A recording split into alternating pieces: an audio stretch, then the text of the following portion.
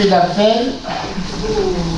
Alors moi-même présent, Jacques Defray a donné procuration à Christophe Azéma, Dominique Saldo, Eti Rodriguez, Luc Clavier, Marilyn, Michel, Catherine, Simone, Dominique Toulon a donné procuration, Gérard Fili a donné procuration, Annie Griseimer a donné procuration à Catherine,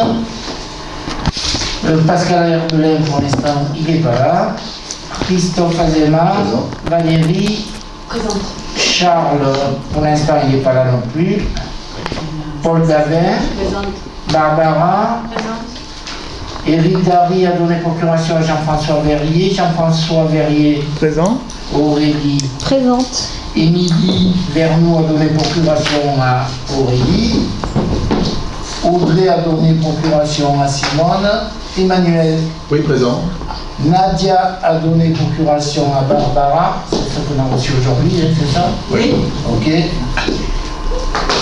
Serge Lafont, présent. et Brigitte Dahan est absente pour l'instant. Voilà. Donc on a juste le corps. Donc on va pouvoir démarrer avec comme secrétaire donc Catherine. Merci. Et on commence par l'approbation du procès verbal de la séance du conseil municipal du 4 juillet. Alors je voulais vous dire que normalement on aurait dû le prévoir le 5 octobre le conseil, mais Régina a eu des soucis de santé, c'est pour ça qu'on a fait un peu plus tard, hein, pour respecter normalement les moments. Je suis transparent.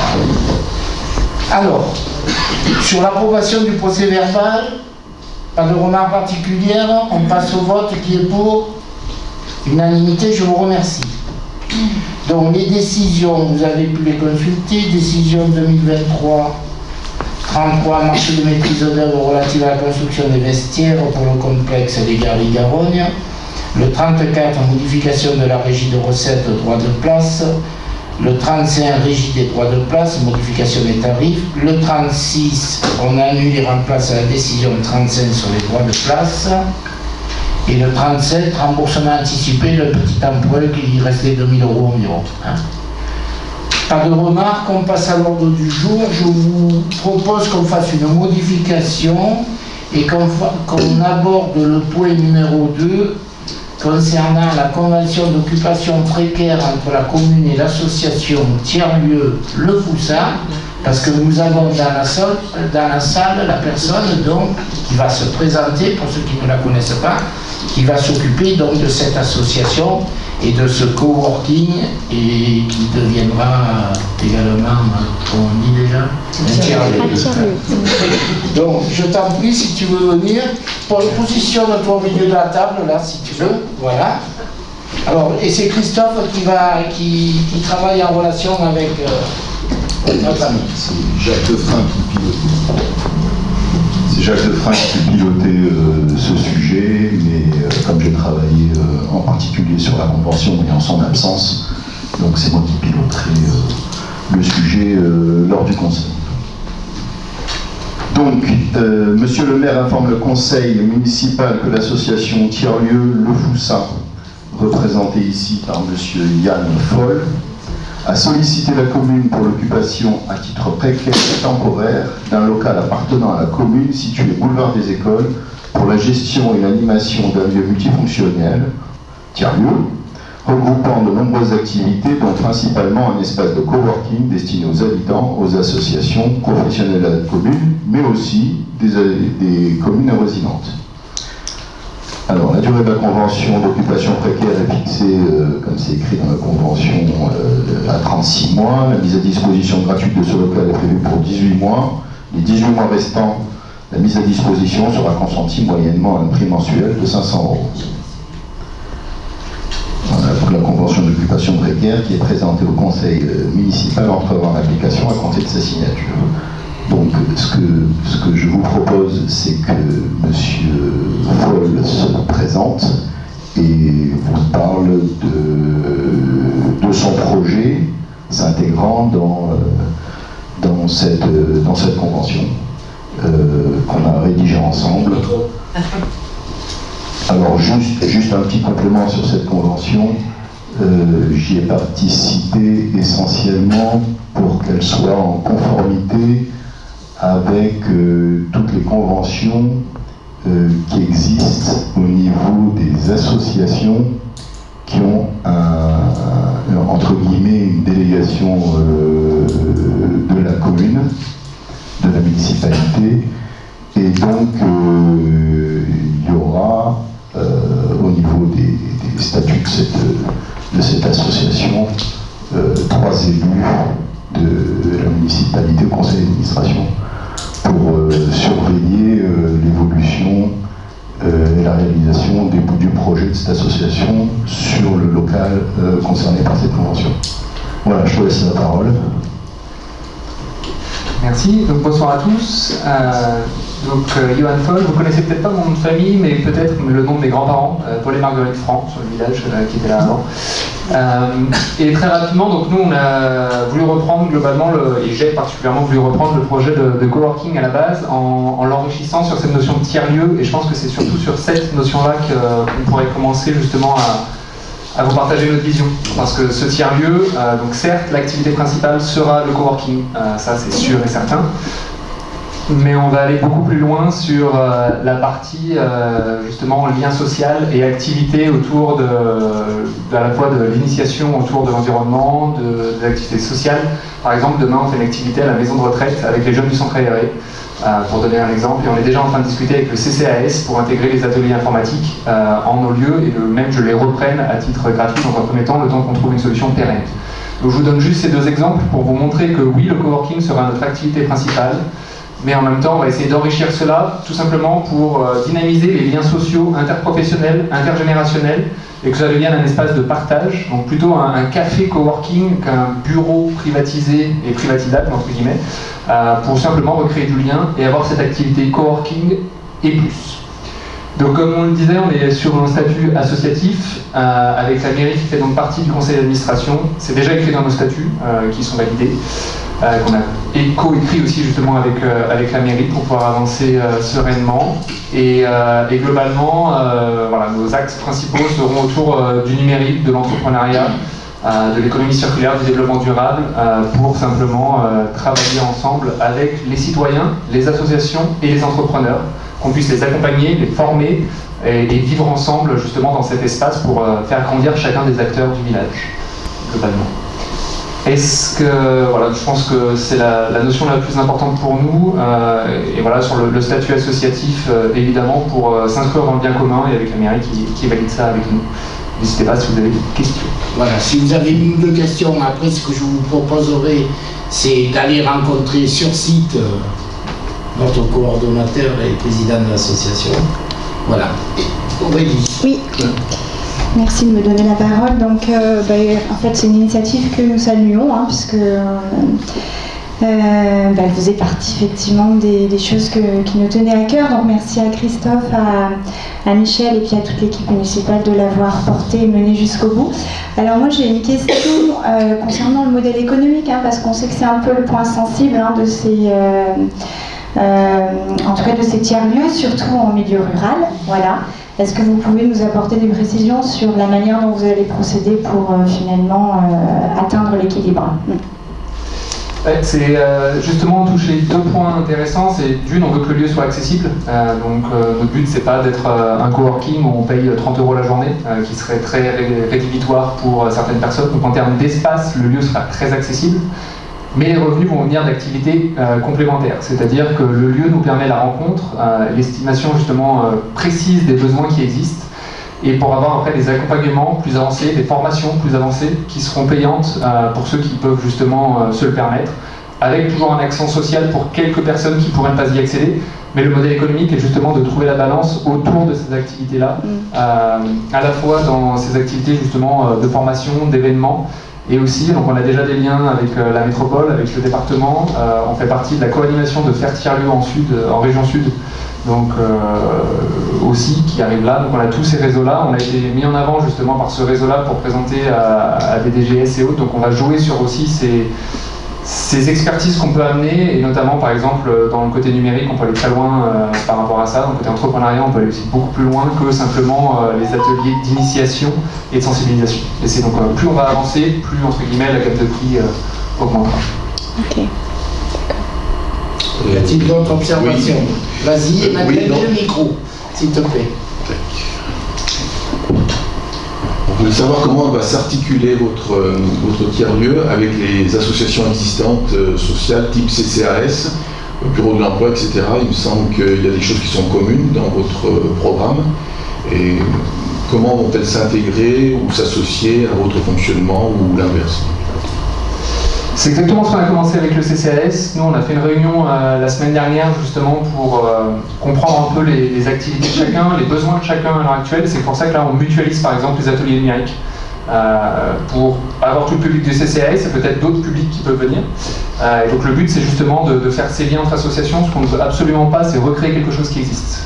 Donc nous, on est là pour être un facilitateur, un catalyseur, et mettre en relation les activités qui existent, même entre associations et professionnels, entre associations elles-mêmes, ou entre même un individu et une organisation. Nous, on est vraiment là pour essayer de faire cette mise en relation et voilà. Mais ne pas recréer du tout ce qui existe. Ok. Et puis, tu veux poser des questions? Non, juste une information générale sur parlant justement de la partie financière du projet.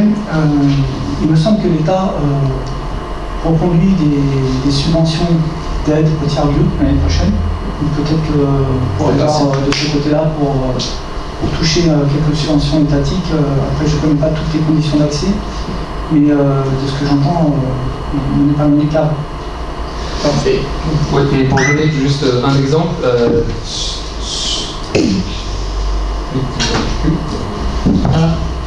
j'appuie. Ah oui, tu t'es trompé. Par exemple, c'est l'exemple parfait du conseiller numérique qu'on est en train de discuter avec le CCAS, en difficulté sur le service civique. Nous, on est en train de regarder, on est déjà en contact avec la préfecture en réalité sur pouvoir mettre un conseiller numérique qui est un emploi à plein temps et qui est aussi financé par exemple par le côté France Service. Donc nous, on fait aussi ces démarches-là et voilà, justement qu'on ne se fasse pas en doublon avec le CCAS mais qu'on mutualise, c'est l'exemple parfait. Parfait. Bon, vous l'aurez compris, c'est effectivement pour ça qu'on n'est pas resté figé sur le coworking et qu'on a bien élargi à ce qui s'appelle un tiers-lieu et qui va permettre d'intégrer les activités dont on vient de parler et qui sont un peu plus rémunérateurs pour équilibrer le budget de son association. Pierre-François, sinon, pas très long parce qu'on ne va pas poser plein de questions. Il faut qu'il en garde pour l'inauguration aussi. C'est quelle date l'inauguration? Le 10 novembre. Voilà, prenez date. Donc, juste par rapport à la convention. Juste par rapport à la. Je sais pas, c'est ça. Ah oui. Juste par rapport à la convention, pourquoi vous avez pris une convention de précarité? Pour quelle raison c'est précaire en fait? Parce que vous dites que c'est par rapport au fait que ce soit un lieu qui est mis à disposition mais qui fait partie du domaine public. Je vois pas bien la relation avec la précarité. C'est pas une question de précarité, c'est le modèle de conventionnement que les biens de l'État, des collectivités, sont mis à disposition du milieu associatif ou public ou privé. Ça s'appelle une COP, une convention d'occupation précaire, tout simplement. C'est le nom du document. Il n'y a rien de précaire là-dedans, c'est reconductif, c'est comme un bail, mais il n'y a rien de précaire là-dedans. D'accord. C'est la terminologie de la convention. Merci Luc. Donc tu procèdes au vote. Allez. Merci pour ton intervention. Donc, Et on a bien connu ton grand-père. Moi je l'ai bien connu. Il était très actif. Il était fait et en astronomie. Voilà. il est proposé au conseil municipal d'approuver la convention d'occupation précaire et temporaire d'un local situé boulevard des Écoles, à passer entre la commune et l'association Tiers-lieu Le Foussin, représentée par M. Yann Foll pour la gestion et l'animation d'un lieu multifonctionnel, Tiers-lieu, d'autoriser M. le maire à signer la convention annexée à la présente note. Qui est contre? Qui s'abstient? Merci. Voilà, et bon vent. Je te remercie pour ton intervention. Merci pour votre temps. Et un plaisir de vous recroiser très rapidement. Alors, Nous allons passer la parole à Dominique Sando pour le point qui était mentionné en 1, convention de partenariat entre la commune et la société. Entre la commune et l'association Amaréal en vue de l'organisation d'une opération de désherbage à la médiathèque de Rognes. Monsieur le maire informe le conseil municipal que l'opération de désherbage est une pratique professionnelle des bibliothèques qui doit se faire très régulièrement. Cela consiste simplement à éliminer des rayons, les livres abîmés, obsolètes, non empruntés depuis longtemps, afin d'actualiser les collections. Aussi, il est proposé de conclure une convention avec une société Amaréal pour assurer cette opération de désherbage et procéder à l'évacuation des supports concernés. Le prestataire s'engage à accompagner les services municipaux à travers 3 dispositifs: la vente d'occasion sur leur site, le don à des associations et le recyclage du papier. Le prestataire intègre la mise à disposition du matériel nécessaire, les cartons, les palettes, ainsi que le transport. Pour finaliser ce partenariat, il est proposé à notre Assemblée de conclure une convention détaillant les modalités pratiques et financières de réalisation de cette prestation de désherbage. La société Amaréal s'engage à reverser une partie des recettes liées à la vente à la commune, 10%, et une partie à l'association Le Secours Populaire pour 5%. Le conseil municipal décide d'approuver la convention de partenariat entre la commune et cette société pour le désherbage de la médiathèque, de proposer que la société Amaréal reverse une partie des recettes liées à cette opération à l'association Le Secours Populaire Français et d'autoriser Monsieur le maire à signer la convention annexée à la présente note pour assurer l'opération de désherbage. Est-ce que vous avez des questions? On peut passer au vote. Qui est pour? À l'unanimité, je vous remercie. Alors ensuite, donc, on va passer la parole à Catherine, je pense, pour la convention économe de flux entre... C'est ça. Oui. Bonsoir. Bonsoir Catherine. Elle nous dit bonsoir.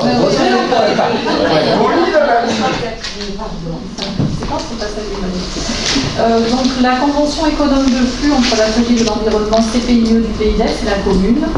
Donc monsieur le maire informe le conseil municipal que le CPIE du Pays d'Aix propose un service partagé d'accompagnement des communes à la maîtrise de leur consommation d'eau et d'énergie pour la mise à disposition d'un économe de flux. L'enjeu pour la commune est triple: maîtriser ses dépenses, améliorer l'impact des activités de la commune sur l'environnement et réduire le coût d'utilisation de l'énergie par la maîtrise de la demande et de recours aux énergies renouvelables locales porteuses d'emploi. La convention est soumise à l'approbation de notre Assemblée pour objet de définir les modalités techniques et financières d'accompagnement par le CPIE de la commune de Rognes. La durée de la convention est fixée en 2 périodes de 12 mois. Prend effet le 1er septembre 2023, la première année court de septembre 2023 au 31 août 2024, la deuxième de septembre 2024 au 31 août 2025. La subvention à verser au CPIE du Pays d'Aix pour chacune des périodes, et donc pour la première partie septembre à décembre 2023, la subvention est arrêtée à la somme de 2 370 €, compte tenu du financement issu de l'appel à projet Acte 2. La subvention pour la période de janvier 2024 à août 2024 s'élève à 6 320 € et la subvention pour la période de septembre 2024 à août 2025 s'élève à 9 480 €. Il est précisé qu'après la signature de cette convention, si des financements externes venaient à être obtenus, notamment Acte+, qui est un nouvel appel à projet dans lequel la commune a posé sa candidature, la commune sera informée et un avenant à la présente convention sera réalisé pour revoir le montant des subventions à la baisse. Il est proposé au conseil municipal d'approuver la convention économe de flux entre le CPIE du Pays d'Aix et la commune. La dépense est prévue sur la décision modificative numéro 1 de l'exercice budgétaire 2023 et également sera prévue sur les exercices budgétaires suivants 2024 et 2025. Et d'autoriser M. le maire à signer la convention qui est annexée à la présente note. Y a-t-il des observations? Oui. Emmanuel? On avait trois petites questions. Est-ce que vous prévoyez de faire un bilan sur l'efficacité de l'économie réelle liée à cette subvention, à cette économie de flux? Oui, il y a une analyse également des économies. C'est un rapport détaillé où on a déjà vu un rapport type. Oui. Et il y a Qui sera fait à terme. Oui, à chaque fin de période, remise avec à chaque action les études de résultats. Les sommes ne sont pas négligeables, tout ce qui est annoncé. Oui. Et également, des clarifications sur l'article 7 qui concerne les subventions. Ces subventions vont dans quel sens? Est-ce que c'est la commune qui bénéficie de subventions d'État ou Non, c'est la commune. Les montants évoqués, ce sont la subvention que la commune versera au CPIE pour cette économe de flux. C'est dans le sens commune, CPIE? Commune versant la subvention CPIE. Si, comme indiqué, si la candidature à acté plus de la commune est retenue, la subvention sera à la baisse. En fait, c'est une subvention qui est basée sur le nombre d'habitants. Donc, le tarif classique, c'est 2 € par habitant. Et si on a acté plus, si on est retenu comme on avait été retenu sur acté 2, c'est pour ça que cette année, comme on a acté 2 encore jusqu'au 31 décembre, on a une subvention réduite. La subvention est de 1,50 € par habitant. D'accord. Donc, à ce moment-là, on se repositionnera pour modifier les subventions dès qu'on aura l'information de notre candidature à acté plus. Et pourquoi sur 2 ans? C'est parce que c'est la période qui est nécessaire pour obtenir des résultats pertinents là-dessus. C'est ça, faire des recherches d'économie et d'optimisation du matériel et avoir les résultats. D'autres observations ou on passe au vote? Oui, moi je vais intervenir. Alors il y avait un autre document, je crois, qui était attaché à cette décision, c'est la convention.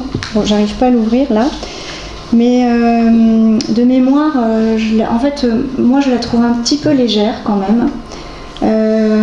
Alors ma question, dans le sens où ce qui aurait été bien aussi, c'est que dans le contenu, il puisse y avoir aussi un volet sur les certificats d'économie d'énergie auxquels aurait pu prétendre la commune en réalisant en tout cas tous ces efforts de rénovation énergétique, d'optimisation, de réduction, de maîtrise de l'énergie. Voilà, donc ça c'est un volet qui est important parce que en tout cas il est vertueux pour la commune. Et puis, je trouvais ça assez superficiel ce qui était proposé par le CPIE. Donc moi ma remarque c'est, il y a un autre organisme aussi qui s'appelle le CEREMA, qui est finalement l'expertise qualifiée pour accompagner les communes et les collectivités dans ce domaine. Est-ce que le CEREMA a été consulté aussi sur, en tout cas, cette approche? C'est le responsable bâtiment, je crois, que service technique qui s'occupait des consultations. Je ne sais pas si CEREMA a été consulté. De toute façon, c'est des conventions de type. Oui, mais c'est 20 000 balles quand même. Oui, c'est 20 000 € sur presque 20 000 € sur 3 ans. 20 000 €, c'est déjà c'est une belle prestation. Si ça nous permet de gagner en efficacité sur les flux, etc. Tout a un prix aujourd'hui. Voilà. Et je pense que de toute façon, comme toute convention, si à un moment donné on n'est pas satisfait, on doit pouvoir sortir de cette convention. C'est-à-dire que le premier résultat qu'ils vont nous fournir, parce que c'est souvent on pourra sortir à un moment donné. Donc ça veut dire qu'au bout de la première année, c'est ça? Il y a un premier... il faut voir. Est-ce qu'on est engagé sur 3 ans? Nous, on espère être retenu déjà avec les plus, donc on espère avoir déjà une remise de terme. Si ça coûte que 50 centimes par rapport à ce que Catherine a dit tout à l'heure, 2 € par habitant, et si on a une subvention à 1,50 €, ça fait 50 centimes. Non, 1,50 € après. 1,50 € si on est retenu.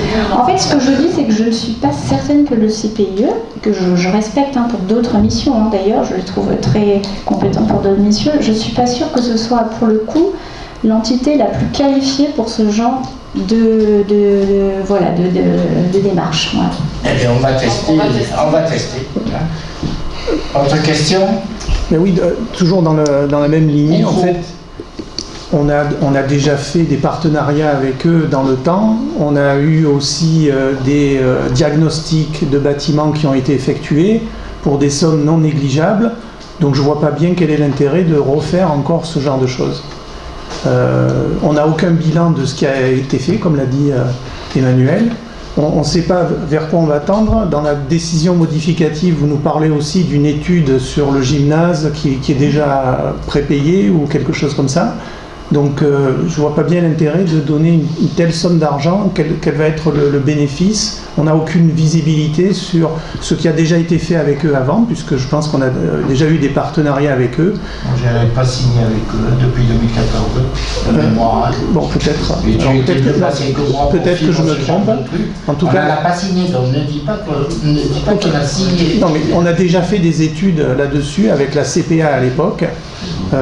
Donc, où sont passées ces études? Ça ne sert à rien de refaire encore la même chose. Bon, là, les études, on a décidé de les faire pour gagner en économie pour les années à venir. Si elles ont déjà été faites.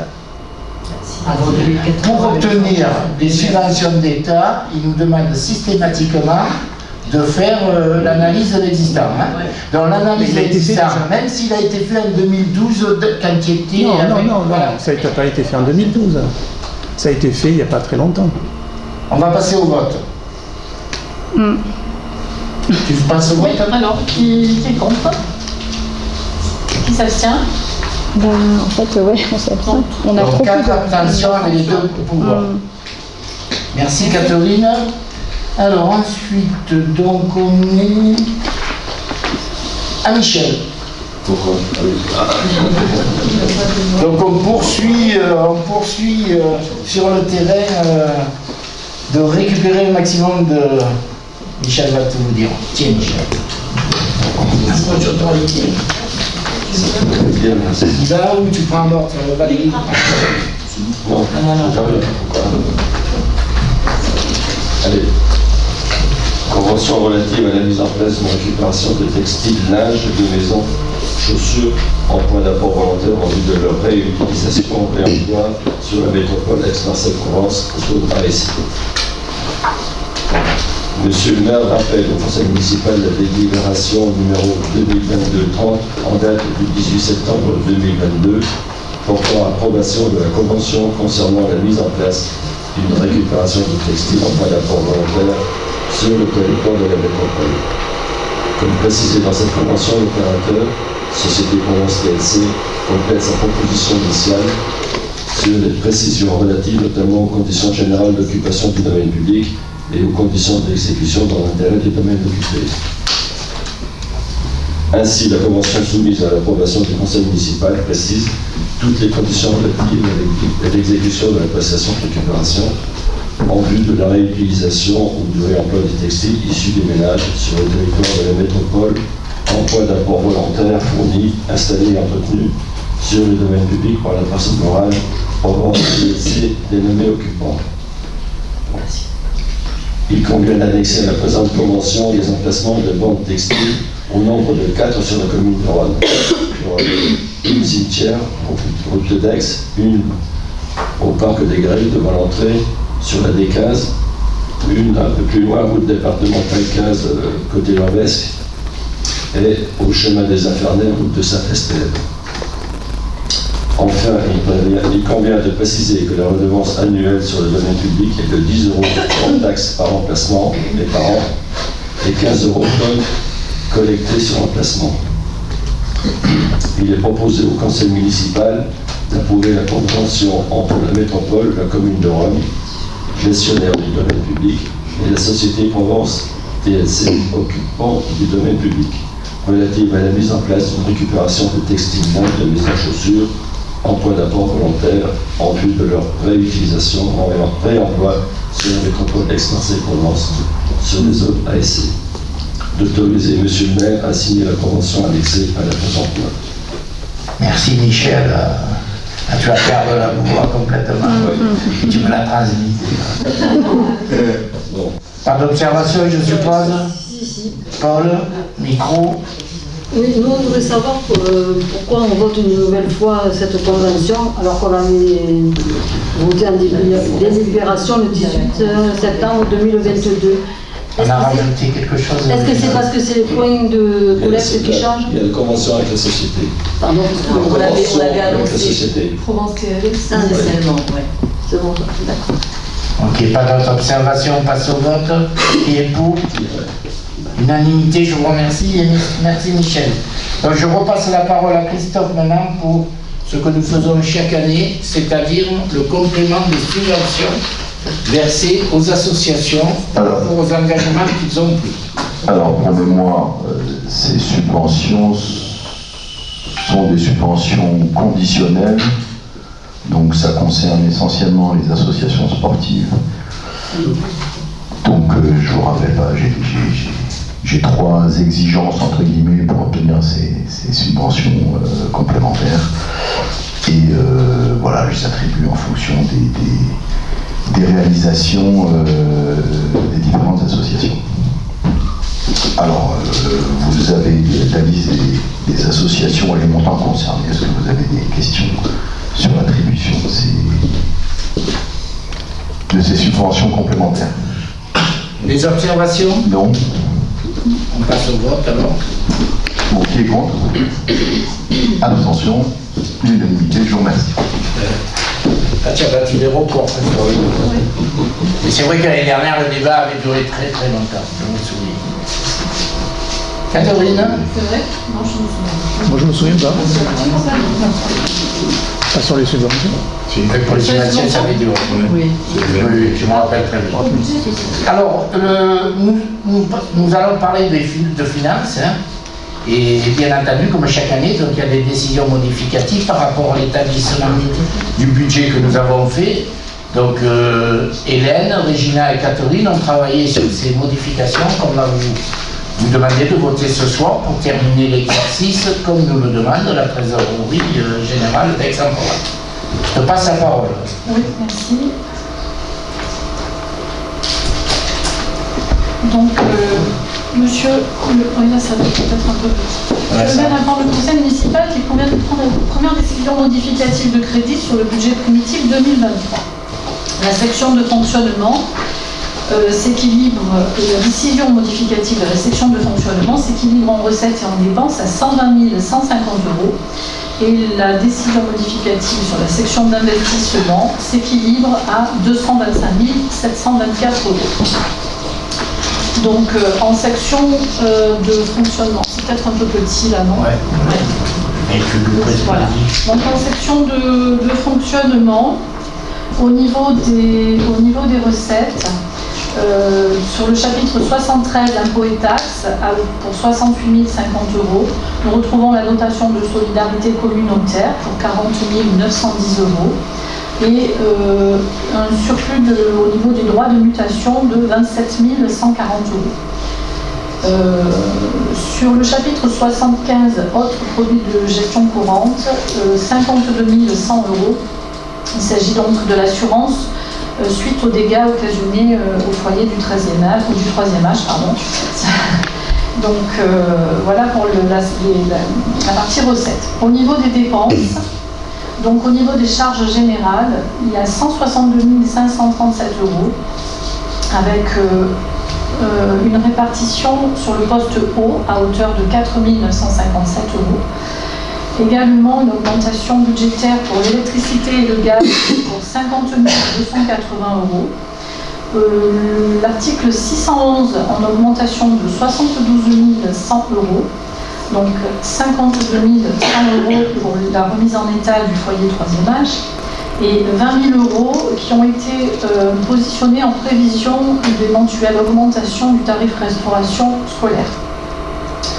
Ensuite, 15 000 € affectés à l'entretien du matériel, 15 000 € pour des travaux de maintenance et sur l'article 617, études et recherches, 5 200 € pour prévoir un diagnostic sur l'école maternelle.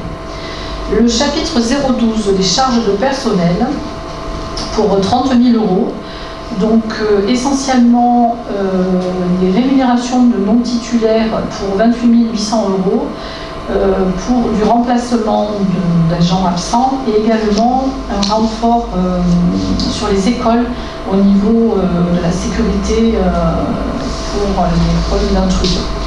Et un poste également pour l'assurance du personnel pour 1 200 €. Au niveau des charges de gestion courante, droit d'utilisateur informatique pour 19 830 €, une admission non-valeur que nous verrons un petit peu plus tard à 270 €, et également à l'article 65-74 des subventions donc, à l'association Un Toit, dont on avait déjà évoqué en précédent conseil municipal pour 15 000 €, et l'économe de flux CPIE pour l'année 2023 à 2 370 €, et également un complément de 100 € aux associations, puisqu'on avait prévu un fonds complémentaire de 9 300 € et qu'on est à 9 400 €, donc on a aussi compensé ces 100 €. En charge financière 66, on a 43 € de frais de remboursement anticipé de l'emprunt d'ESIA. Et la bonne nouvelle, l'atténuation de produits, nous avons moins 110 000 €, puisque cette année et pour la période triennale 2023 à 2025, la commune de Rognes est exemptée de prélèvement SRU. On n'est plus carencé. Pour 3 ans. C'est pas définitif. 3 ans. Alors, on avait prévu 110 000 € au budget, je répète ce que j'ai déjà dit, c'est important. Au dernier conseil, on nous a dit qu'il fallait mettre 114, et moi j'avais dit il ne faut pas mettre 180, parce qu'on aurait été imposé à 180. Donc pour la commune, c'est un soulagement, mais je confirme toujours ce que j'ai dit, on ne va pas arrêter pour cela la construction des logements sociaux. Voilà. Je te repasse la parole. Surtout dans 3 ans, on aura des comptes à rembourser. Oui. C'est pour ça. Non, on est bien, en 3 ans, ça devrait sortir quand même les dossiers juridiques. Il n'y a pas tant que ça. Hein. Et quel est le pourcentage aujourd'hui de logements sociaux? Non, mais on n'est pas sur ça. J'y reviens sur les logements à travers une question de Rognes ensemble. On reste concentré parce que c'est quand même important tous les points qu'on a évoqués. Tu viens d'ouvrir la parenthèse, donc du coup, je la saisis. J'ouvre la parenthèse parce que c'est mon rôle de rappeler ce qui s'est passé en communication avant. Voilà. Oui, mais c'est aussi ton rôle de rappeler quels sont les objectifs. Je vais les donner. Et les objectifs atteints. L'objectif, c'est 0 cette année, puisqu'on n'est plus 46. Voilà. Catherine, tu continues? Oui, donc sur la section d'investissement, donc qui s'équilibre en recettes et en dépenses à 225 724 € pour cette décision modificative. Donc au niveau des recettes, subvention pour 213 380 €, donc subvention de l'État à hauteur de 117 456 €, essentiellement, entièrement pour l'éclairage en LED, stade, parc et esplanade de la Fanée. Concernant les subventions du département, 95 924 €. Donc la réfection des tennis, des garde-corps pour la chapelle Saint-Marcelin, des diagnostics aussi et inventaire pour l'église, les travaux à la cuisine centrale, portail du centre technique, également les brises soleil pour l'école, et du matériel informatique pour doter l'école maternelle. Ensuite, sur ce poste recette, il y a également une opération patrimoniale que vous retrouvez en recette dépenses, donc qui s'équilibre à hauteur de 12 344 €. Donc ça concerne essentiellement des avances et des subventions en attente.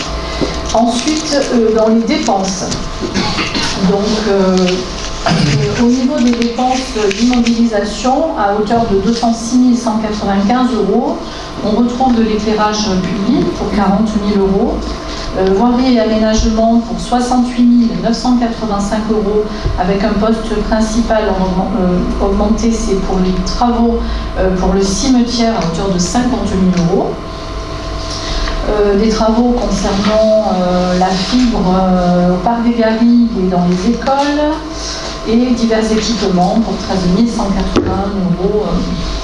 Au niveau 8, au poste opération 802 pour les bâtiments, donc un relevé topographique pour l'école Verrier pour les travaux, études prochaines de la cour, amélioration de la cour, audit pour la maison des jeunes, des travaux à l'église, ventilation pour les archives de l'urbanisme, travaux dans la laverie de la cuisine centrale, des contrôles techniques pour la salle des Garrigues et divers équipements également pour la salle des Garrigues après travaux.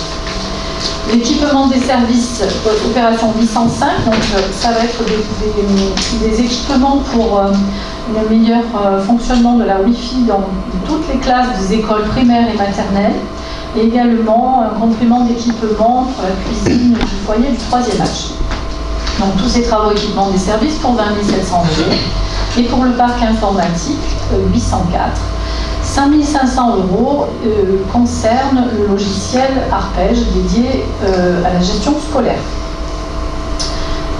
Également à l'article chapitre 10, remboursement de taxes d'aménagement pour 5 044 euros et un remboursement d'emprunt pour un capital de 2 141 euros. Voilà, je pense qu'on a fait le tour de tout ce que contenait la note de synthèse de cette décision modificative. Observation, question? Oui. Aurélie. C'est un résumé, parce que vous avez beaucoup d'informations. J'ai essayé de résumer sans perdre les informations essentielles. Et c'était très bien résumé et très bien présenté aussi dans la note. Donc tout est assez clair. Alors moi j'avais des questions sur en fait à quoi correspondent les prestations de maintenance et le matériel roulant, là, donc 15 plus 15 000 euros, c'est-à-dire 30 000 euros. Le 615, c'est tout ce qui est entretien, maintenance. Donc 615,51, c'est sur le matériel. Et 615, maintenance générale, ça peut être... En fait, ma question, c'est pourquoi l'augmentation de 30 000 euros? Pourquoi cette année? Voilà, par rapport à... Alors, j'entends qu'effectivement, il y a de l'entretien, il y a de la maintenance... Mais à quoi sont dus les... C'est par rapport à les chaudières, l'inflation. Non, c'est par rapport au budget, à la situation du budget en ce moment et à l'équilibre nécessaire entre recettes et dépenses. On a jugé utile de rajouter un peu de budget sur ces postes-là parce qu'ils ont été très consommateurs. S'il y a eu beaucoup d'inflation, ils ont réussi à fournir l'achat. Ça veut dire qu'on avait fait une prévision un peu moins importante, donc on corrige comme la loi nous le permet. Après, c'est pas pour cela que le 615,51 à hauteur de 15 000 euros sera consommé. On espère que non, bien entendu. D'accord, c'est juste une augmentation de la provision. C'est ça. Par rapport aux factures qu'on a payées et à l'inflation. Ça reste un budget qui s'équilibre toujours en recettes et dépenses. Enfin, l'inflation, 15 000 euros, 15 000 par rapport à quoi en fait? Non, c'est pas... C'est une forte inflation, 15 000 euros. Non, c'est la ligne. C'est l'augmentation du budget. Et c'est quoi le matériel roulant? Qu'est-ce que vous appelez par matériel roulant? Il doit y avoir des camions quand même, des véhicules, au service technique. Je veux dire, c'est du courant ça. Donc c'est achat de matériel roulant? Non, c'est l'entretien, on est en fonctionnement. Entretien, on est en fonctionnement. 615, c'est que de l'entretien. C'est que de l'entretien, ok. Allez, on continue. Et tous les contrôles techniques des véhicules. Oui, et les pneumatiques aussi. Barbara. Alors j'ai pas fini. Ah, pardon. J'ai pas fini. Alors, j'ai une question également sur l'éclairage public. Donc effectivement, je note que vous provisionnez 40 000 euros de plus par rapport avec ce qui avait été budgété. Bon, vous connaissez quand même ma préoccupation sur cette opération d'éclairage public. Je trouve qu'elle coûte une fortune, qu'elle a coûté une fortune et qu'elle continue de coûter une fortune. On en est, toute infrastructure comprise, entre 900 et 1 million d'euros selon mes calculs depuis le début. Moi, je souhaiterais que, franchement, c'est-à-dire c'est 4 fois ce que payent d'autres communes, je souhaiterais qu'on ait un dossier documenté. Alors, il y a peut-être des raisons valables. Hein. Il y a peut-être des raisons valables. Mais en tout cas, en fait, moi, il est de plus en plus difficile, vous comprendrez, de voir que de budget en budget, on ajoute des sommes sur l'éclairage public, alors que, je veux dire, on a atteint quand même des sommets, quoi. Donc, peut-on avoir un vrai dossier, avec des explications autres que les lignes dans des budgets, quoi. Alors, peut-être que le calcul que vous prenez en compte, alors, parce que quand vous annoncez les montants, il faut aussi annoncer le montant des subventions. Là, par exemple, en recettes, on vous renote en plus des subventions du département, une subvention de l'État pour 117 456 €. Ça, c'est pas une bonne raison, Catherine. Comme j'ai pu les voir, n'oubliez pas de déduire toutes les subventions et départementales et d'État. Parce que sinon, effectivement, vous allez avoir de grands écarts avec les autres communes qui, eux, au final, ce sont des impôts. Lumineux, bien sûr, déduisent toutes leurs subventions. Non, mais c'est évidemment hors subvention. Voilà. Sachant que les subventions, Catherine, tu sais bien qu'elles ne sont pas tout à fait les mêmes. Voilà. Alors, fort heureusement, effectivement, les niveaux de subvention sont élevés, mais ils sont à combien? 50%? C'est quoi le niveau de subventionnement? On a 50% du département déjà, plus des aides de l'État. Voilà, donc ça veut dire qu'il y a quand même 50% qui sont à la charge de la commune. Et oui. Bon, moins, mais même, peu importe. Évidemment, plus l'investissement augmente, là la question c'est, je raisonne hors subventionnement. C'est-à-dire que on compare des choses comparables, c'est hors subvention.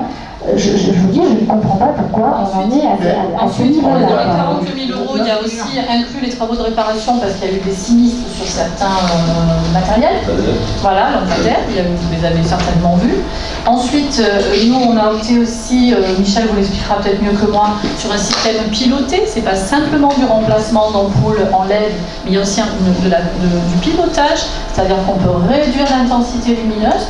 Et donc, également, ça a un impact sur nos... Mais ça ne coûte pas ces niveaux-là. Enfin, Bon, alors, moi, à la rigueur, why not, mais j'estime, si vous voulez, qu'à ces niveaux-là, il faut que le dossier soit porté à la connaissance du conseil, ou d'une commission, parce qu'effectivement, c'est peut-être pas le lieu, le conseil, et qu'on puisse le regarder, le challenger, parce que, je vous dis, c'est juste entre 900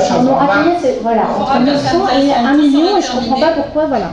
Et ce qu'il faut prendre en compte aussi, c'est que sur les 2 dernières années, on est passé de 23 à 24% d'impact de l'éclairage public sur la facture d'électricité. Là, sur 2022, on est à 10 et 2. Mais on est bien d'accord. Évidemment que c'est vertueux tout ce qui est fait. Il faut le faire. Mais donc, le faire avec une bonne utilisation, des fonds publics. C'est tout ce que je dis. L'engagement pris, c'est qu'il y aura un bilan de fait. Mais non, pas un bilan. C'est un bilan, un dossier. Un dossier, un bilan. On présentera. Comme on présente qu'on puisse comprendre. Ensuite, ce que je voulais vous dire, nous on a fait, dans la plupart des cas, on a changé le mât et la lampe. Vous comparez avec les communes qui ont changé que la lampe en haut. Non.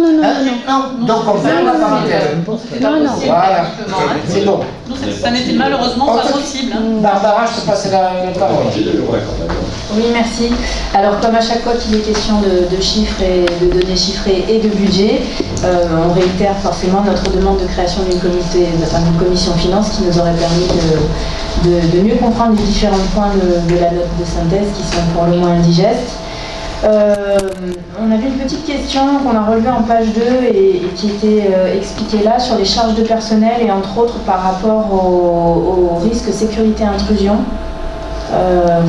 Ça consiste en quoi exactement? Il y a des nouveaux personnels qui vont être recrutés pour... Alors, en fait... Micro. Ouais. C'est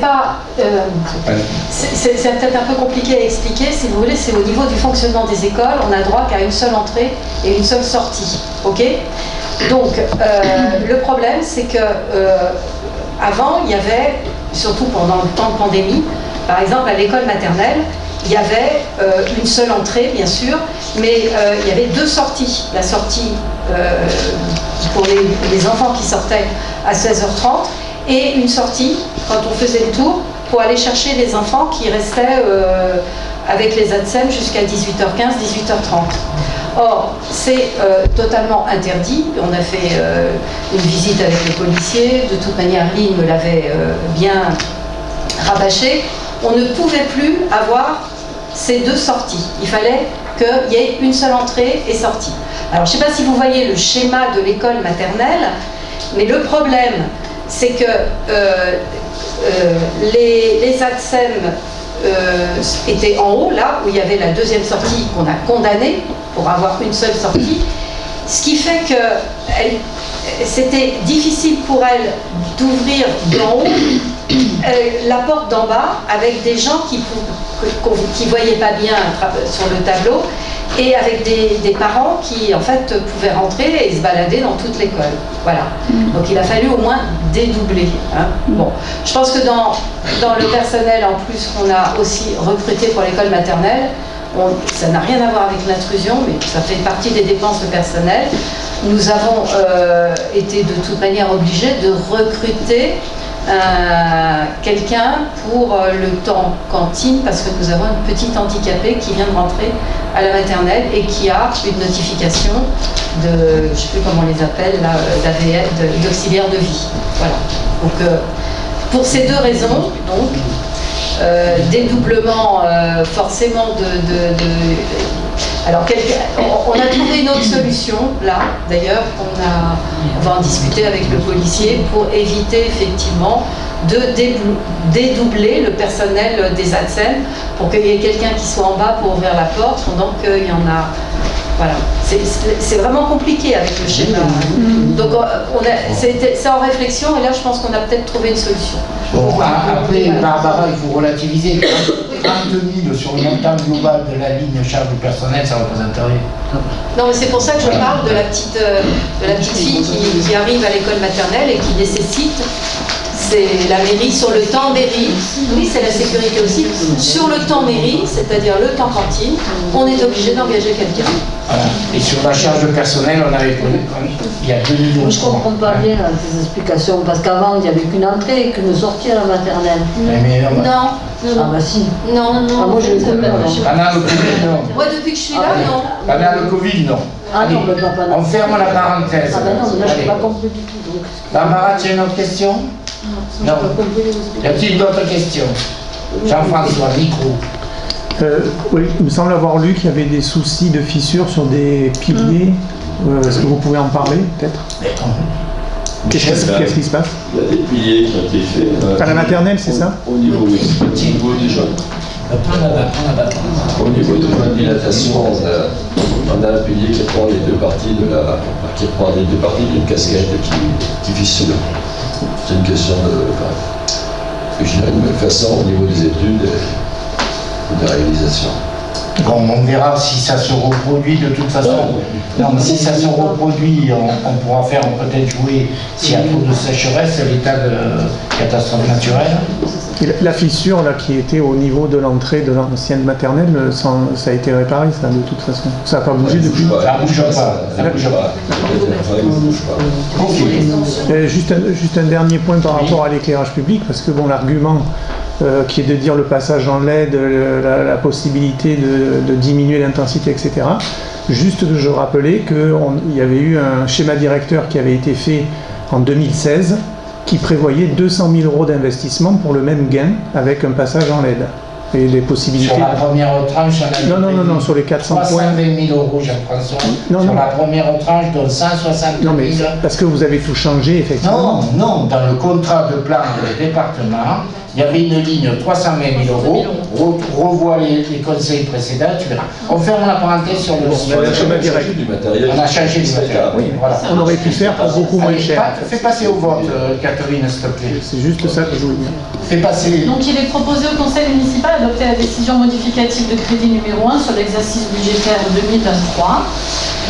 Adopter la décision modificative de crédit votée par chapitre en section de fonctionnement et par chapitre et par opération en section d'investissement. Donc est-ce que sur la section globale, sur la section de fonctionnement, est-ce que vous comptez faire des votes différents ou pas sur certains postes sur la section de fonctionnement ou est-ce qu'on peut voter de façon globale tous les postes? On vote d'habitude globalement. Hein. Alors, qui est contre? Abstention. Donc, abstention, 4 et 4, 8. Alors, je vais... La section d'investissement, ça c'est fonctionnement 8. Et sur la section d'investissement, est-ce que vous avez des votes aussi séparés sur le tableau? Ça sera pareil. Ça sera pareil. Mais c'est bien, effectivement, tu as raison de proposer. Ok. Catherine, je te propose de faire l'admission en non-valeur. Oui, parce que, mais il y a une coquille. Donc, le montant global, c'est 270 €. Et il y a une erreur. L'année 2018, le titre 281, c'est 18 € au lieu de 60,28. Voilà. Donc, on vous demande d'admettre en non-valeur des créances qu'on n'a pas pu récupérer, que la trésorerie n'a pas pu récupérer. Un montant de 270 €, c'est pas très élevé cette année. Voilà. Qui est pour? Je vous remercie. Unanimité. Alors, je te repasse la parole sur la durée d'amortissement des biens ou... Mais là, c'est quand même technique et c'est lié surtout à l'application de la nomenclature M57. Voilà, c'est pour faire suite à l'application de la Donc, on va appliquer ce qu'ils nous demandent en fait. Hein. Exactement. Donc, en fait, suite à l'application M57, nous devons nous refixer les durées d'amortissement des biens. Donc, pour les frais relatifs aux documents d'urbanisme, une période d'amortissement de 10 ans maximum, des frais d'études et frais d'insertion non suivis de réalisation, 5 ans. Les frais de recherche et de développement, une durée de 5 ans. Tout ce qui est subvention d'équipement seront amortis 5 ans pour les financements de biens matériels immobiliers, 30 ans pour les biens immobiliers et les installations, et 40 ans lorsqu'il s'agit de projets d'infrastructures d'intérêt national, logement social et des autres au début. Pour les autres catégories de dépenses, la durée d'amortissement doit correspondre à la durée probable d'utilisation. Donc vous avez le tableau qui reprend précisément toutes les durées d'amortissement qui sont préconisées dans la M57. Et nous nous positionnons donc sur le tableau tel que défini avec les durées associées. Et par dérogation, il est proposé que les biens de faible valeur inférieure à 1 000 € soient amortis en 1 an au cours de l'exercice suivant leur acquisition.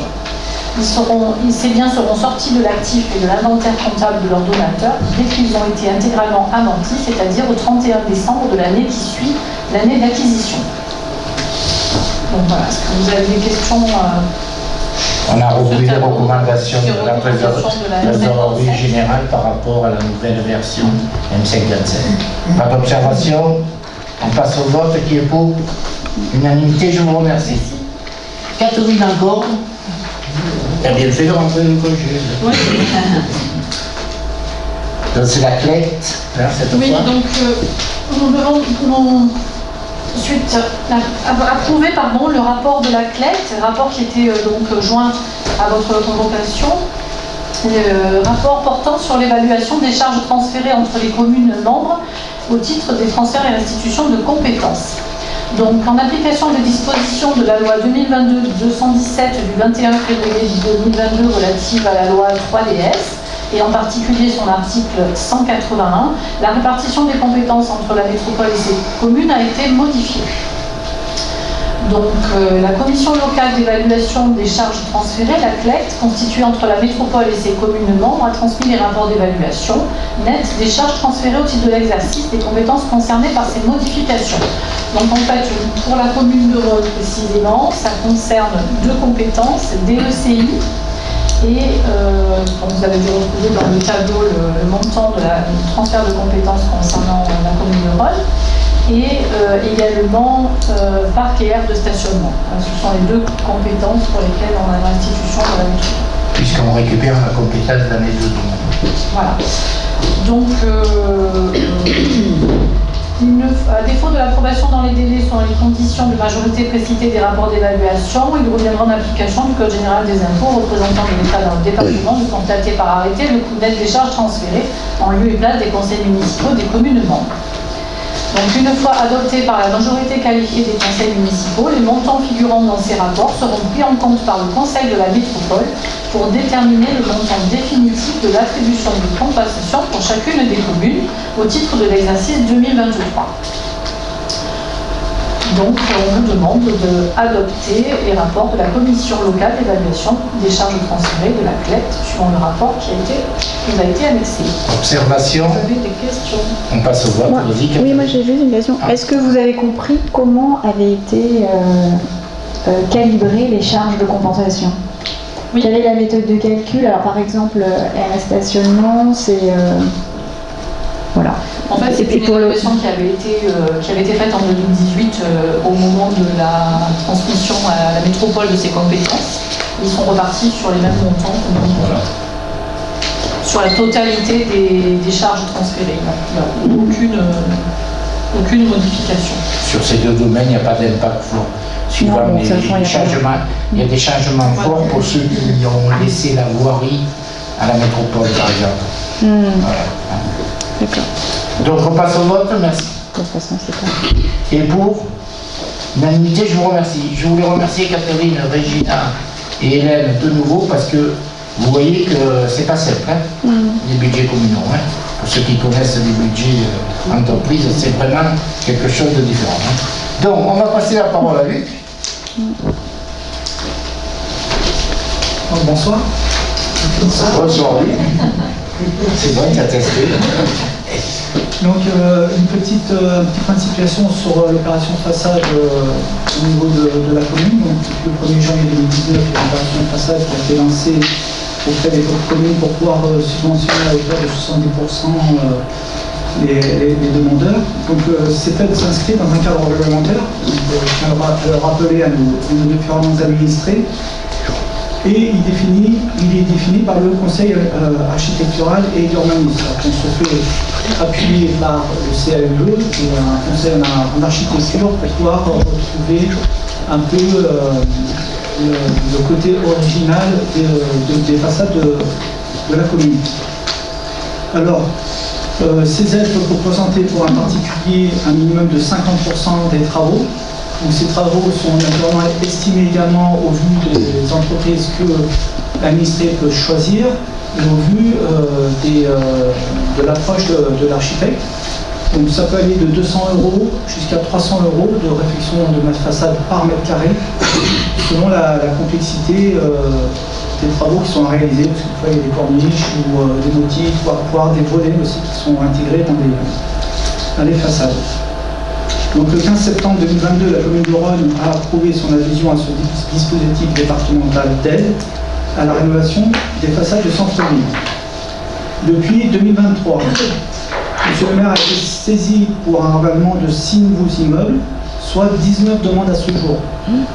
Un dossier concerne une demande de subvention pour un montant de 22 600 €, donc qui est en cours, qui a été validé par le comité de pilotage qui s'est réuni le 28 septembre 2023.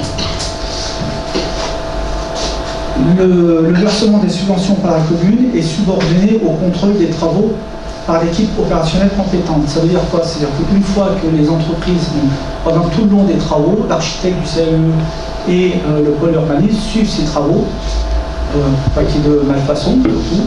Et en fin de travaux, tout cela est vérifié tant au point de vue architectural qu'au point de vue utilisation de matériaux, parce que des fois il y a des matériaux particuliers à utiliser. Donc tout ça est contrôlé afin de correspondre à ce qui a été prévu au début et que le bénéficiaire puisse toucher les subventions qui sont allouées à son opération. Voilà. Donc vous avez des remarques, questions, interventions.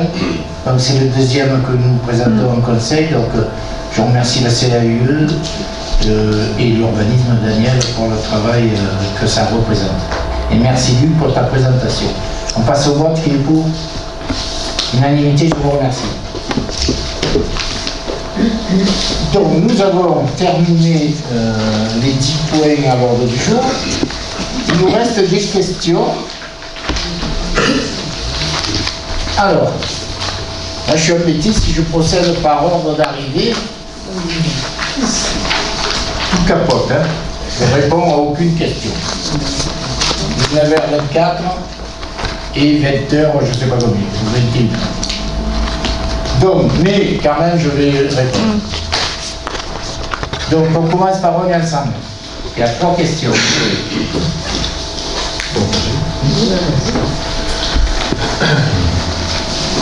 Ok, donc lors du conseil du 2 mars 2023, nous avions échangé au sujet des aménagements souhaitables en haut de l'avenue de Lambesc pour améliorer la sécurité des circulations. Vos échanges avec la direction des routes du département, messieurs Emery et Hoth, ont mis en évidence des divergences, notamment sur les largeurs de trottoirs et la création demandée de pistes cyclables. Nous avons donc conclu à des ambiguïtés concernant les compétences et les attributions entre mairie et conseil départemental. Il reste que le danger sur ce secteur est bien réel et admis par tous. Les 2 passages piétons réalisés sont insuffisants car les véhicules ne sont pas incités à ralentir. Pour rappel, nous avions proposé des solutions à court terme, des marquages au sol par ligne blanche continue, mise en place d'un radar pédagogique, car la vitesse des véhicules est le principal problème, et circulation piétonne déplacée au-dessus du mur, puis, dans un deuxième temps, un aménagement structurant global de l'avenue. Vous nous avez précisé qu'un nouveau courrier était envoyé à l'époque à la DTTM pour relancer ce sujet. La mairie doit rester moteur dans ce projet. Pouvez-vous nous renseigner sur l'état d'avancement de ce dossier? Donc, comme je l'avais déjà annoncé à juillet, il va y avoir intervention à la fois de la métropole pour l'eau pluviale et l'assainissement. La métropole nous a accordé, nous a dit qu'il faisait les travaux. Ils recherchent un maître d'œuvre, ils sont en cours, Michel, ils l'ont trouvé. Donc ça veut dire que la métropole étant maintenant opérationnelle. Le département est opérationnel parce que finalement la largeur des trottoirs on n'a changé rien et la piste cyclable on ne peut pas la faire. Hein. Donc M. Emery a validé. Il va y avoir une rencontre en fin d'année pour que les travaux puissent se faire dans le premier trimestre 2024. Voilà où nous en sommes. Ils démarreront en premier trimestre. Ils ont désigné le maître d'œuvre, ils sont sur le point de le faire. Oui. Et le maître d'œuvre doit préparer ses dossiers, consulter les entreprises, et la métropole pense que les travaux commenceront à la rentrée scolaire en septembre. Ah, j'ai pas cette info, moi. Si, j'ai vu. C'est Madame Gilles. Parce qu'on a vu M. Emery avec Etty pour autre chose. Monsieur Emery, c'est pas lui qui fait les travaux, c'est... Ok, donc je reprendrai contact avec la métropole pour avoir cette confirmation de date. Je suis désolé de vous avoir annoncé le premier trimestre si la métropole décale encore. Est-ce qu'on pourra avoir un rendu du projet le moment venu? Eh bien, quand la métropole et le conseil départemental, on vous le fera. Voilà. Deuxième question.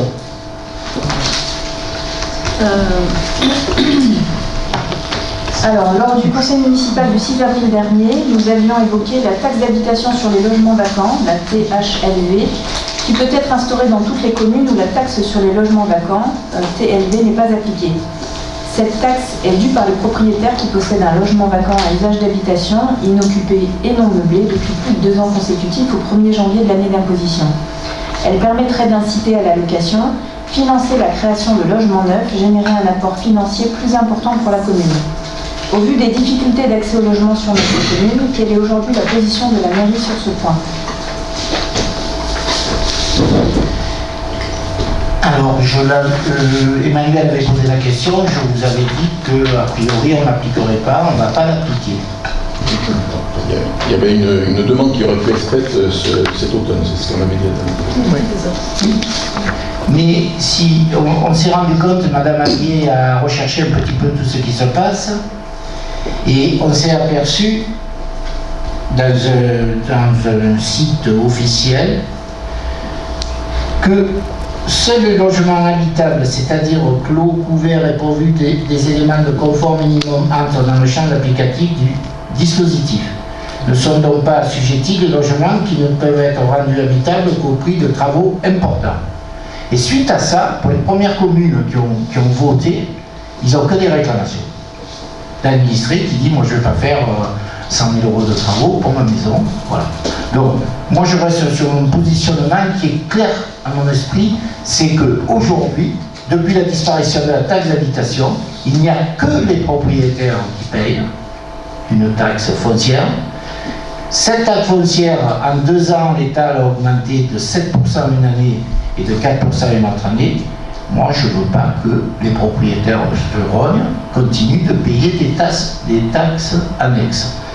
Pour votre information, j'ai vérifié, la taxe d'habitation, il revient 60% du montant global que paye l'administré à la commune et 40% dans les autres circuits. Donc pour l'instant, je ne bouge pas. Après, dans la question, ce qui me gêne aussi, c'est que je l'ai écrit, ça dernière, c'est les difficultés d'accès au logement sur notre commune. Eh bien, c'est faux.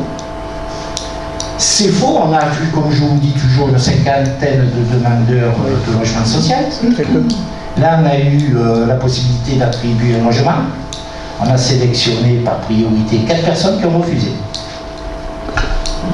Donc, ces personnes-là, on ne leur proposera plus.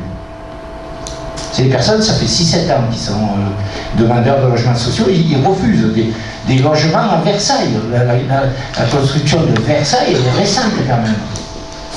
Donc, et après, si vous regardez dans le village, ça n'arrête pas de louer, hein. Il n'y a pas de bâtiment à la location. Il y en a même aujourd'hui, mais je crois qu'il est déjà parti.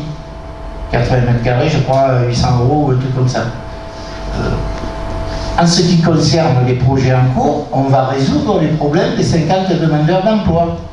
Mais s'ils refusent les propositions qu'on leur fait, oui, de logement, pardon. Donc, s'ils refusent, eh bien, je veux dire, les 50, ils vont diminuer très rapidement. Troisième question. Concernant le PIF lors du conseil municipal du 2 mars dernier, vous nous avez précisé que le document initial présenté par la direction départementale des territoires de la mer des DTM n'avait pas été accepté par la préfecture sur les surfaces, car les surfaces classées en zone rouge étaient trop étendues. Un nouveau projet devait être présenté en septembre 2023, suivi de visites sur le terrain avec dérogation possible de la part de la préfecture sur la date butoir du 21 février 2024, pouvant être repoussé jusqu'à plus de 18 mois. Ce projet doit faire l'objet d'au moins une présentation publique. Ce document peut être très important pour les propriétaires actuels en termes de possibilités d'agrandissement, de valeur de leurs biens à leur vente jusqu'aux contrats d'assurance qui peuvent être modifiés suivant le classement des zones. Ces interrogations sont parfaitement légitimes. Il est donc temps d'examiner dans le détail ces nouvelles dispositions pour, dans certains cas, proposer des solutions adéquates afin de se prémunir de décisions trop contraignantes. Par exemple, débroussaillage complémentaire, implantation de nouvelles bornes incendie, amélioration des voiries d'accès. Pouvez-vous nous informer de l'avancement de ce dossier? Merci. Sauf erreur de ma part, j'en ai parlé au dernier conseil et j'ai dit qu'on recevait le rapport en novembre. Donc, il y a statu quo aujourd'hui, nous n'avons rien reçu. Donc, voilà. Et c'est bien en novembre qu'ils nous l'ont promis. Après, je vais quand même rassurer le paragraphe numéro 3 que pour les propriétaires actuels, c'est problématique, mais j'aurais dû demander à Daniel le nombre de personnes qu'elle a reçues depuis 1 an et demi, qu'on parle du PLIF. Ils sont tous venus se renseigner, hein. Tous. Pour les 30% qu'ils peuvent faire aujourd'hui, ils ne feront plus que 30 mètres au lieu de 40, enfin, ils sont tous venus pratiquement.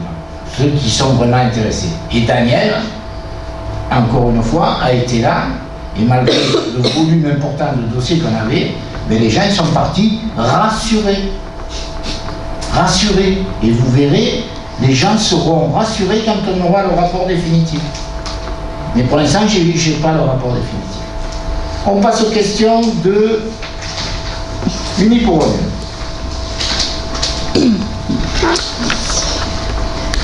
Un 5e accident depuis le début de l'année est survenu sur l'avenue de Lambesque. Il remet à l'ordre des priorités la sécurisation de cet axe, et ce d'autant plus qu'il est emprunté par des enfants au moment des heures de pointe. Nous demandons à la mairie d'installer dans les plus brefs délais des dos d'âne qui cassent véritablement la vitesse, ainsi que des panneaux lumineux à forte visibilité, rappelant la limitation de vitesse et la présence d'enfants, comme cela est fait dans les villages environnants, et s'il le faut, le contrôle des limites de vitesse par notre police municipale aux heures de pointe. C'est-à-dire ce sont des mesures à effet immédiat en attendant la construction future d'un trottoir. Nous souhaitons également connaître le tracé précis de ce projet de trottoir. Couvrira-t-il bien toute la portion accidentogène? Sera-t-il prolongé jusqu'à la route de Saint-Cana? Nous demandons à ce que Monsieur le maire assume pleinement ses responsabilités de mise en sécurisation de cet axe situé en agglomération, donc relevant de ses prérogatives, notamment en ce qui concerne les ralentisseurs et la signalisation. Bon, je pense que j'ai déjà abordé ce sujet. Ce que je voudrais, c'est que, quand on dit, pas forcément dans votre question, mais sur des Facebook que vous gérez, que le dernier accident est dû à un camion et une voiture, alors que c'est une personne en trottinette qui s'est plantée toute seule. D'accord? Il y a un rapport de gendarmerie. Donc j'aimerais qu'on n'écrive pas n'importe. On n'a jamais écrit ça. Hein. Non, mais j'ai pas dit que c'était vous. Ah oui, d'accord. J'ai pas dit que c'était vous. C'est pas tout à fait ça. Non, mais c'est une trottinette qui s'est effectivement. On a un rapport de gendarmerie, donc on ne parle pas de ça. Je fais la parole. Oui, mais c'est pas ce que disent les gens qui étaient impliqués. Ils disent c'est parce qu'on a été effectivement. Il y avait une circulation dense. Et la personne a eu peur et elle s'est déportée et elle s'est plantée parce qu'il n'y a rien. Il n'y a rien, il y a juste des trous, quoi. Voilà. Donc c'était lié à cause sur la chaussée, il n'y a pas des trous, je te signale. Non mais c'était lié à cause de la densité du trafic. Je pense qu'il ne faut pas... Non mais Jean-François, il ne faut pas minimiser. On en est au 5e accident. Je crois qu'on demande des choses simples. On demande des dos d'âne. Des dos d'âne, c'est pas une fortune pour la commune. On demande juste une signalisation, un panneau lumineux. Je ne comprends pas pourquoi à chaque conseil on remet ce sujet sur la table. Merci. Les panneaux lumineux, vous avez dû remarquer que sur le panneau lumineux qu'on a mis, il y a deux fois une semaine par mois, 20, 40, 60. 20, je me trompe pas. 20, 30, 40. C'est les vitesses maximum dans le village. D'accord? Après, quand on écrit qu'aux heures de pointe c'est dangereux, ça roule à... Ils sont les unes contre les autres, les voitures. C'est pas là le danger. Le danger. Il y a eu 5 accidents. 5 accidents. Qu'est-ce qu'on attend? On attend qu'il y ait un mort. Je relate les accidents. D'accord, c'est les faits. Je ne parle que des faits, Jean-François. Arrêtons avec des excuses et des alibis. Le premier accident, c'est 2 filles qui ont traversé sans regarder. Et j'ai un témoin qui m'a dit ça. C'est un jeune conducteur qui s'est fait avoir. Mais les parents sont outrés que tu dises ça. Mais les parents, ils sont outrés parce qu'ils savent très bien. Je veux dire, tout le monde. On continue. Bon. Les dos d'âne, ça coûte environ, pour un petit dos d'âne, ça coûte 25-30 000 €.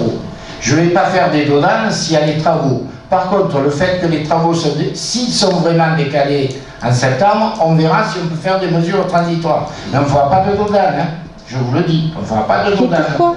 Parce que c'est de l'argent foutu en l'air. Mais non, il y en a dans tous les villages, c'est très efficace. Ah oui, ceux du puits ne sont pas réglementaires. Le puits, aiguille, enfin je veux dire... Non mais tu roules. Ça c'est la deuxième question. Tu roules doucement d'abord. C'est efficace. Deuxième question. Deuxième question, mais on n'a pas eu de réponse à notre première. Bon, j'entends, donc il n'y aura rien qui sera fait. Deuxième question. Alors, deuxième question. Pourquoi avoir refusé le projet de centre médical avec déplacement de la pharmacie sur le site de Saint-Denis? Nous pensons que c'était pourtant un projet d'intérêt général, à l'image de toutes les communes alentours qui ont développé ce type de centre prisé par les administrés. Ben, tu as la réponse, puisque tu as voté l'OAP. L'OAP avec nous, avec Alain Reynaud. Tu sais très bien que cette zone... On peut faire des commerces maximum de 100 mètres carrés en rez-de-chaussée et le reste doit être de l'habitat. Il n'y a aucun projet habitat dans le dossier qui a été présenté. Si on reprend les arguments de Revient Ensemble qui manque de logement, on est en cohérence avec le PLU et on a refusé le dossier pour ça. point à la ligne. Après, Oui, mais toi, tu as quand même modifié ton règlement, tu n'as même pas modifié le règlement, tu as construit, alors que tu as un règlement qui te l'interdit normalement, un parc urbain par exemple, donc tu es en train de modifier le règlement par rapport à ça, tu pourrais très bien modifier le règlement par rapport à ça. Et après, je pense que Luc, je vais aborder le deuxième point, il va compléter. Ces personnes, moi je ne suis pas contre le transfert de pharmacie là-bas, mais en haut, il faut qu'il y ait des appartements, oui. Et je le valide tout de suite, le dossier. Et Luc aussi. Par contre, ce que vous oubliez de dire, c'est que Luc et moi, on a reçu des pharmaciens, on a reçu un docteur, on a reçu un dentiste, on a fait des propositions qu'ils fassent cet établissement sur des parcelles communales. Où ça? 3 propositions. 3 propositions. On a fait 3, non, on va pas rentrer dans le détail. Mais comment tu dis? Eh bien, tu vérifieras avec eux. Il y en avait une, c'était juste de l'autre côté de la rue. Ils ont refusé. Voilà. Tout ça. Où ça, de l'autre côté de la rue? Voilà. Sur l'esplanade? Oui. Avec accord des APF, il y avait un emplacement qui était possible, avec un au niveau du cimetière et un dans la zone d'activité. Ils ont refusé, tout simplement parce qu'il n'y a pas assez de passages, on ne voit pas assez la pharmacie. Non, mais c'est pas possible. Ça, c'est le premier point. Non, l'espace. Tu interviens pas, s'il te plaît. Si, j'interviens parce non, que c'est une question. Tu dis que c'était sur l'esplanade de Saint-Denis. Oui, il y a un emplacement qui n'est pas dans le cône de vue, qui est hors cône de vue délimité par. Mais c'est quoi cet emplacement? C'est un emplacement de terrain communal. Où ça? Les plans ont été validés par les architectes. S'ils ont refusé, c'est qu'il n'y avait pas de passage, c'est pas possible. Sur l'esplanade Saint-Denis, c'est. Tu iras voir le pharmacien, le dentiste, le docteur. Une autre question, comment vous êtes au courant de ça? C'est un dossier qui est sorti de la mairie ou c'est particulier qui vous a contacté pour ça? C'est particulier qui nous a contacté. Ok, c'est bon. Donc, ce que je voulais répéter, c'est qu'on a fait des propositions, Luc et moi, dans cette salle. Ils étaient tous d'accord pour faire quelque chose en commun. Et les pharmaciens ont tiré les premiers. Et les autres, ils les ont occultés. Donc, c'est pas pour ça qu'on a refusé le permis, je vous le répète, c'est que tu as signé avec moi une OAP qui précise. Tu peux changer le règlement. Oui, mais là, non, pour l'instant, non. Moi, et pourquoi tu ne veux pas changer le règlement? Je ne change pas le règlement.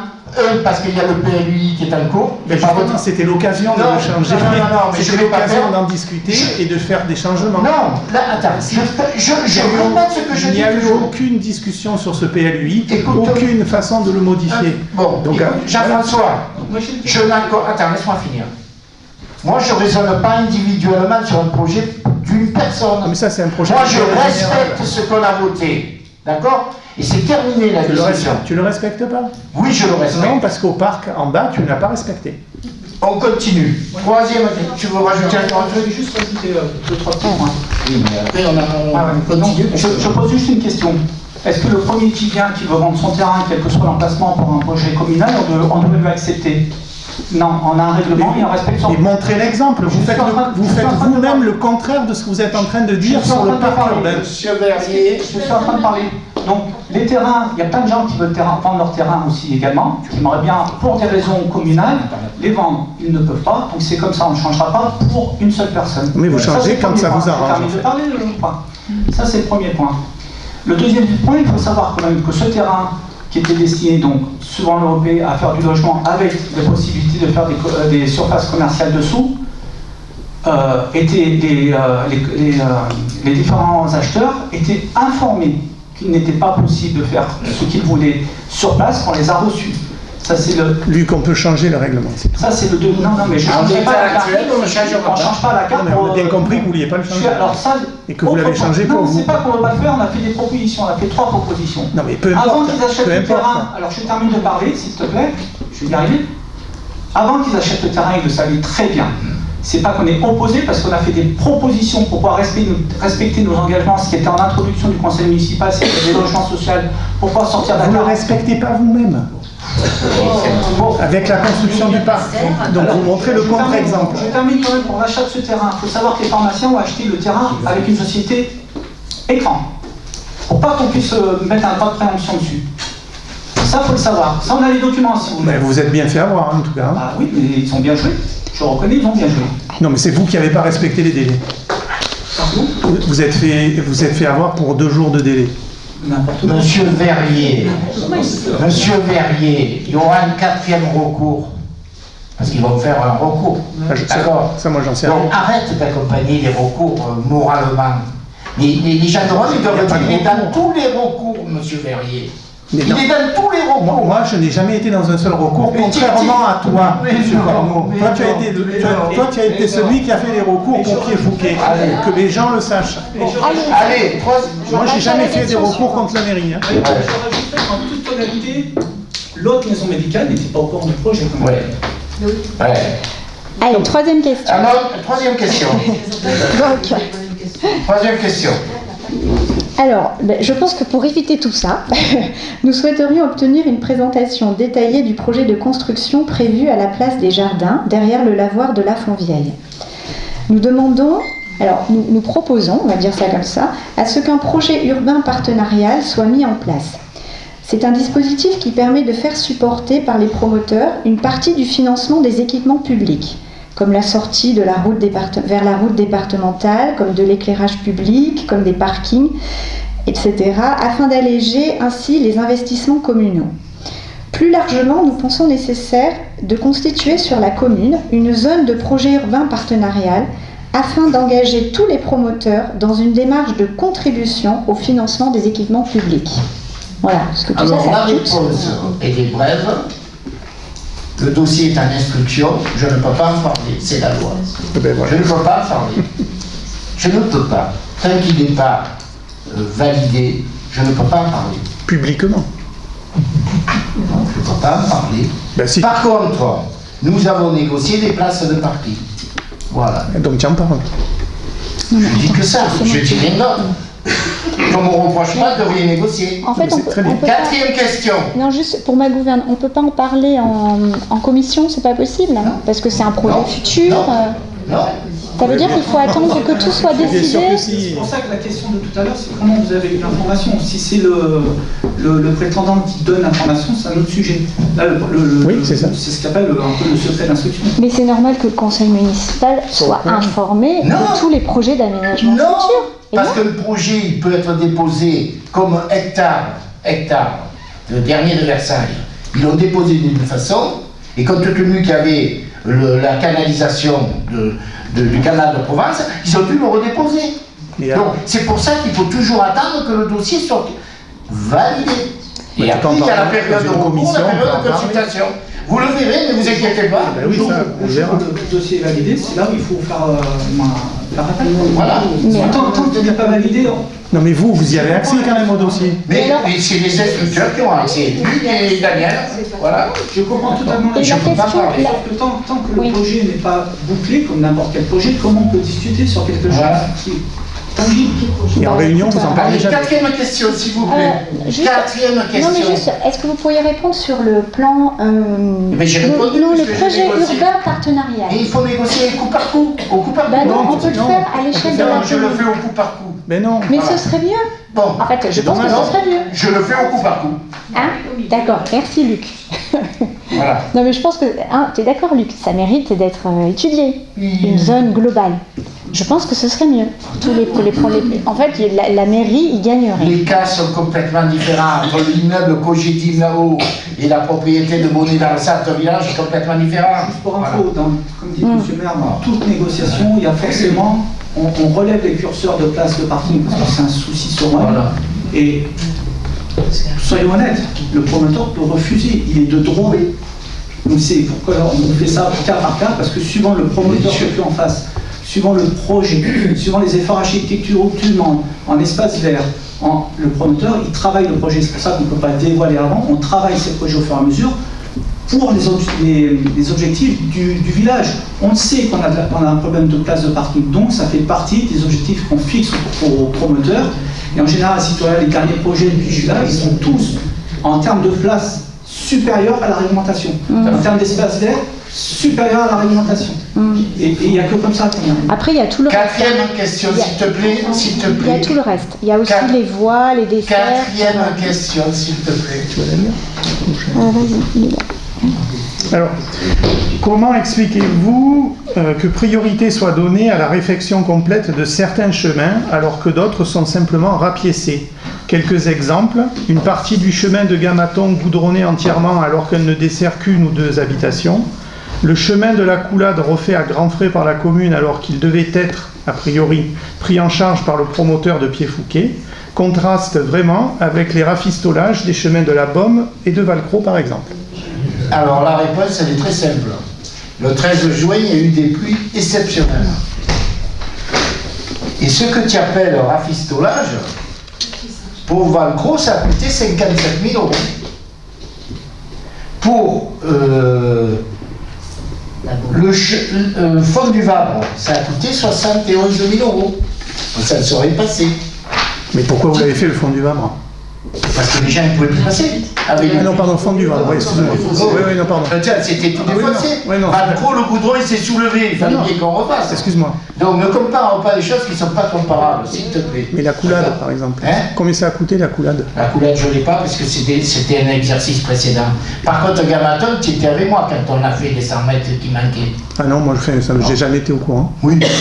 Il y a Gamaton qui longe le truc, et il y a 100 mètres dont tu parles, qui n'avait pas été fait à l'époque. Ah non, c'est pas ça. Ah, c'est pas ça? C'est quoi? C'est le truc qui est complètement derrière le chemin, qui est parallèle au chemin de Gamaton. Il y a un chemin qui a été goudronné. Mais c'est le chemin de Gamaton qui n'a pas été fait par Payne à l'époque, voilà. Mais c'est pas grave. On nous a demandé, on l'a fait parce qu'il était défoncé de la même façon. Donc, ensuite, on vient de refaire le chemin des dunes. Allez voir. On ne va pas reprendre l'intégralité des chemins. Il y a des endroits, ça c'était programmé, c'est pas la pluie, ça a dû un peu abîmer la pluie. Ça a abîmé Saint-Paulin, parce que Saint-Paulin, on va le reprendre aussi. Voilà. On s'en passerait de ces dépenses, mais il y a des habitants qui sont là. Bon, je vous remercie pour les questions. Je vais prendre encore 10 minutes de votre temps pour les informations. Les informations. Donc les informations, eh bien, depuis le dernier conseil,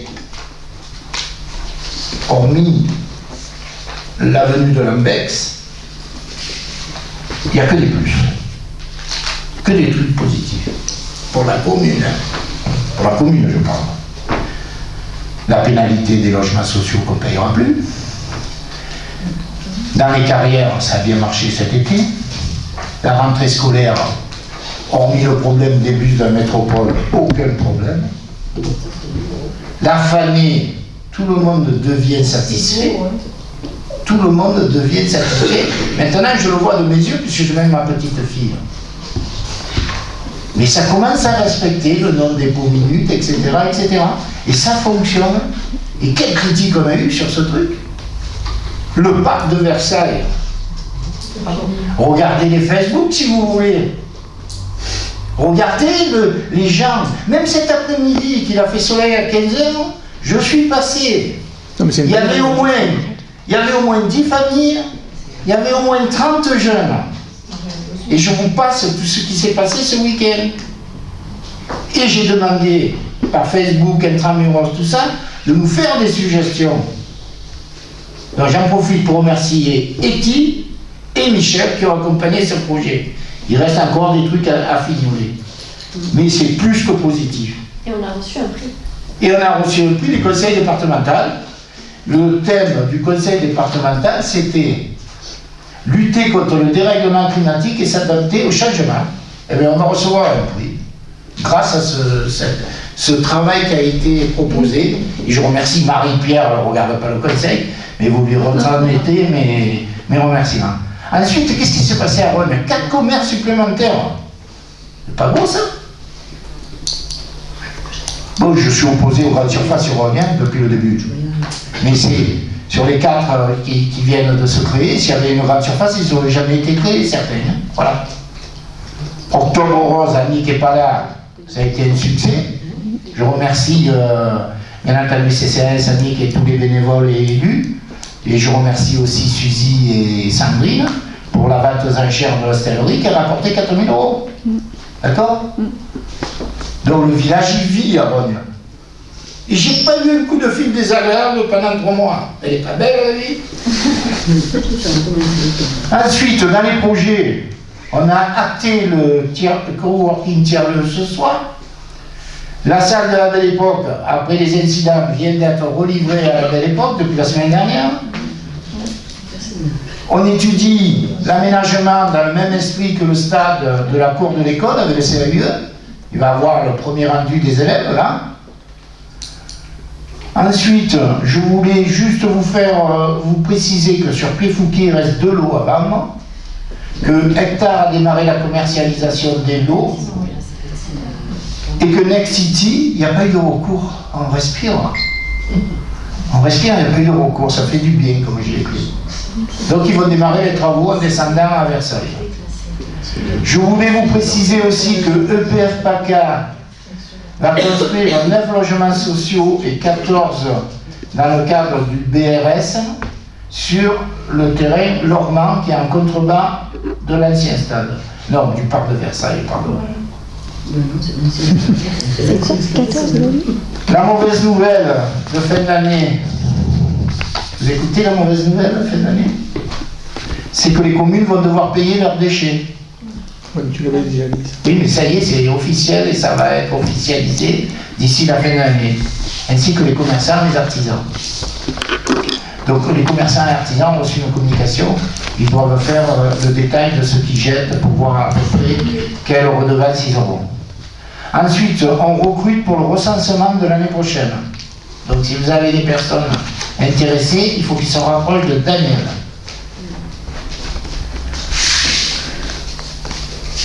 Ensuite, la Javi. Avec Etty, on a reçu le département qui s'est réveillé pour les mesures compensatoires de la déviation de Saint-Ganin. Ils veulent plus 4 hectares, ils en veulent 20 à peu près. Mais on a négocié peut-être la reconstruction de la ferme, parce qu'ils veulent faire revenir des chauves-souris. Moi j'ai dit, vous avez tout ce qu'il faut, vous rénovez le parti de la ferme. Donc on est en première approche, ça s'est très bien passé. On a montré qu'on était favorable. Ils voulaient que, sur les espaces qu'ils avaient, ils voulaient qu'il n'y ait pas des personnes qui marchent. On leur a demandé qu'il y ait un piétonnement sur toutes les parcelles de la Javi, même si on les met à leur disposition. Donc ça avance bien, et si la ferme Pataconie revit, j'en serais fier. Voilà. Ensuite, donc, pour finir, il vous reste quand même encore pas mal de fêtes à venir. La courge, la marche de la courge. Le 11 novembre, je compte sur vous, il y aura les enfants de l'école primaire qui vont venir. Ensuite, les goûters des anciens, les fêtes de la truffe, etc., etc. Et voilà tout ce que j'avais à vous dire. Et je vous souhaite une belle soirée. Également.